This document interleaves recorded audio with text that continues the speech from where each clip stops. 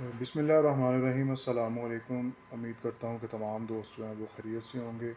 شیعہ سنی بھائیوں کا چینل کو سبسکرائب اور سپورٹ کرنے کا بہت شکریہ۔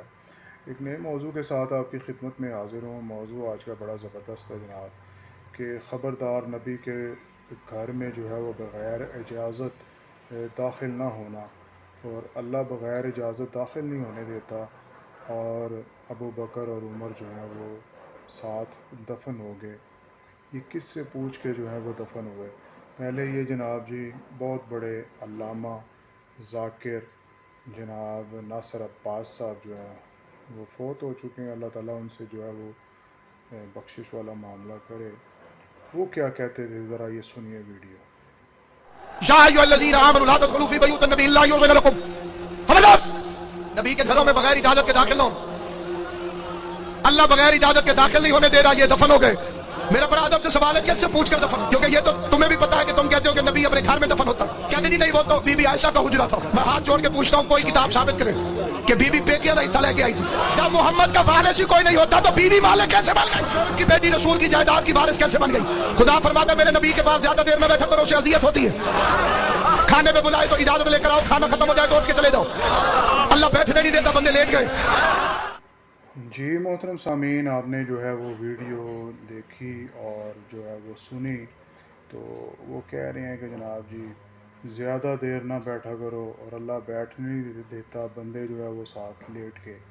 تو میرا یہ سوال ہے کہ اگر یہ جو ہے وہ اللیگل تھا، اگر یہ جو ہے وہ غیر قانونی تھا، غیر اخلاقی تھا، اور اللہ کی اجازت نہیں تھی، رسول کی اس میں اجازت نہیں تھی، تو امام برحق تو ہوتا ہی وہ ہے کہ جو ہے کہ ظلم کے خلاف جو ہے وہ ایک سیسہ پلائی ہوئی دیوار بن جائے۔ احقاق الحق میں بھی موجود ہے، حیات القلوب میں بھی موجود ہے کہ امام کا کام ہی جو ہے وہ دین کو قائم کرنا اور جناب جی ظلم کے خلاف کھڑے ہونا۔ تو امام علی جو ہے وہ کیوں اس کے خلاف جو ہے وہ کھڑے نہیں ہوئے اور دو بندوں کو جو ہے وہ ساتھ دفن ہونے دیا؟ اب جناب جی ایک اور بہت بڑے علامہ غضنفر عباس توسوی صاحب جو ہے وہ کیا کہانی سنا رہے ہیں، وہ پہلے وہ کہانی سنیں پھر جناب جی بات کرتے ہیں۔ تیرے مولا علی کا اپنا فرمان ہے، منبر سے قسم کھا کے فرمایا تھا واللہ لقد کنت مع یوسف فی غیابۃ الجب انجیتہ من قید اخوتہ ابلغتہ الی السری۔ فرمایا جبریل کا تو نام بن گیا ہے۔ جب یوسف کو بھائیوں نے دھکا دے کے کنویں میں گرایا، ابھی نویں اینٹ نہیں گزرا تھا، ہاتھوں پہ سنبھالنے والا میں علی تھا۔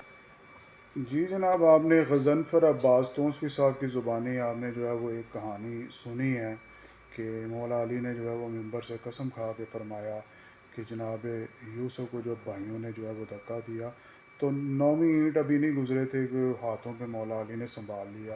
ایک طرف تو جو ہے وہ یوسف علیہ السلام کو جو ہے وہ ہاتھوں پہ سنبھال لیتے ہیں، اتنی طاقت جو ہے وہ مالک ہے، طاقت کے مالک ہیں، اور امام برحق ہیں، اور نبیوں کے جو ہے وہ جناب جی انصار ہیں، مددگار ہیں۔ تو دوسری طرف جو ہے وہ نبی آخر الزماں کے ساتھ جو ہے وہ دو اشخاص زبردستی جناب جی دفن ہو گئے، تو وہاں پہ مولا علی نے کچھ نہیں کیا۔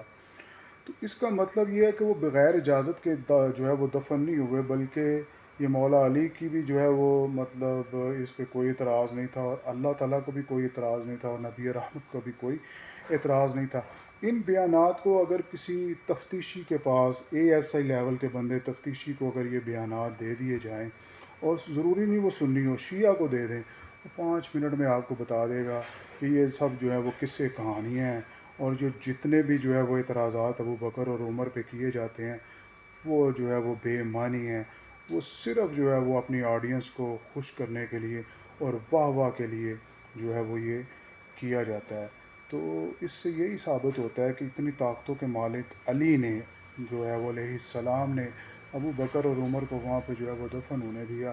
اس میں جو ہے وہ سب کی جو ہے وہ منشا شامل تھی، اس میں اجازت جو ہے وہ شامل تھی۔